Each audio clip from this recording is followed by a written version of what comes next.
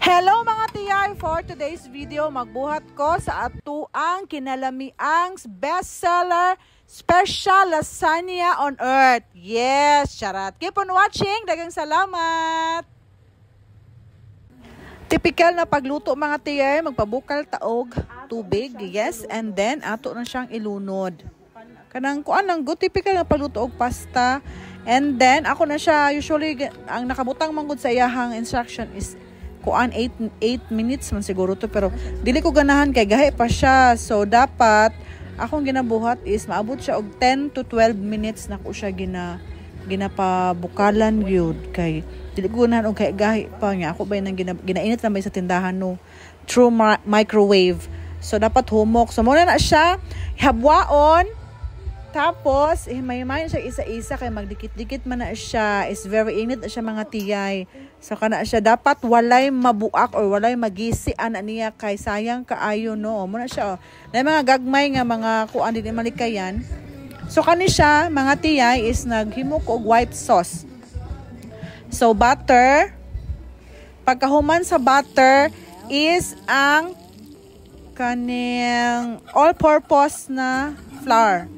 Gamay lang god butang, tapos duha na siya kalata na evaporated milk akong gibutang.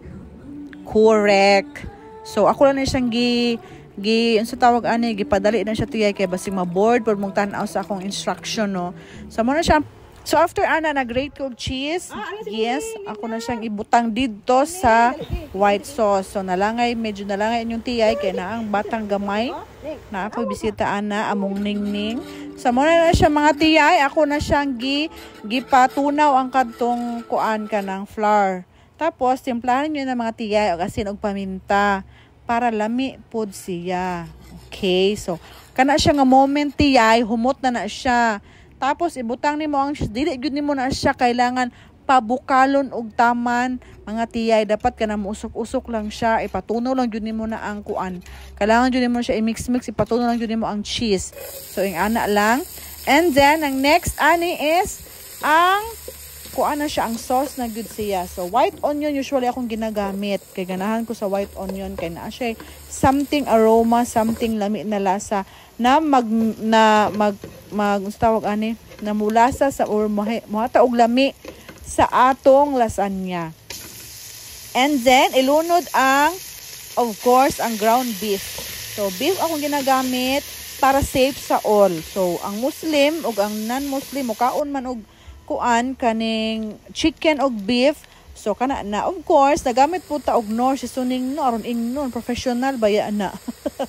So mo na siya mga siguro mga wala kabot 1/4 akong gibutang ana kay magbutang pa ipaluto pa gyud na siya mga tiyay, pabukalon para mawala ang lasmo. And then timplahan, butangan og tomato paste. Yes. Lami na siya kay Del Monte na tomato paste. So rams akong ginagamit. Karon rams akong ginagamit na sauce. Lahi actually akong ginagamit depende sa akong mood. So after ilunod ang sauce, naa siya mushroom. Mo na akong ginabutang mga tiyay. Mushroom lang na akong ginabutang sa kuan sa akong lasagna. And then the basil, mo na siya. Isa sa makalami is makahumot. And then let's prepare para sa atong lasagna, special lasagna. Lasagna roll do ang tawag ani. Okay, lasagna roll. Special lasagna roll. So si tiyay magbuhat na sa procedure. Okay, mo na siya. Butangan nimo na siya sauce din ha. Butangan nimo atong white sauce po. Kini siya ang red sauce. Tapos napod siya white sauce. Tapos butangan siya og cheese. And then ato na siyang i-roll pagkahuman mga tiyay. Ibutang dayon sa oven. Ibutang sa oven. Maghulat og kuan. Akong ginabuhat is 10 to 15 or 10 15 to 20 minutes usually pud kay among oven is dili kay siya as in paspas mangud kay kanang hinay ba. So kanang hinahinay ra siya, dili kay nako kanang ginamax good. So mo na siya sa sulod sa atong special lasagna roll. O ana lami siya actually ni kaon jud isa bahala na kung gihap bahala nagmalugi og gamay charat. So ato na nang gibutang sa oven, nagpreheat pa ko ana sa oven og 10 minutes para init gud kayo siya. Oh, nagkalisod pa tag butang.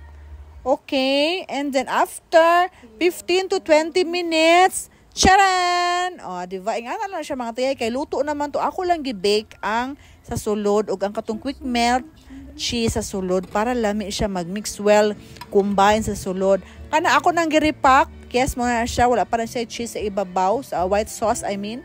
Kana siya na anak, kompleto na, ready to go na siya, pabugnawon na lang nato.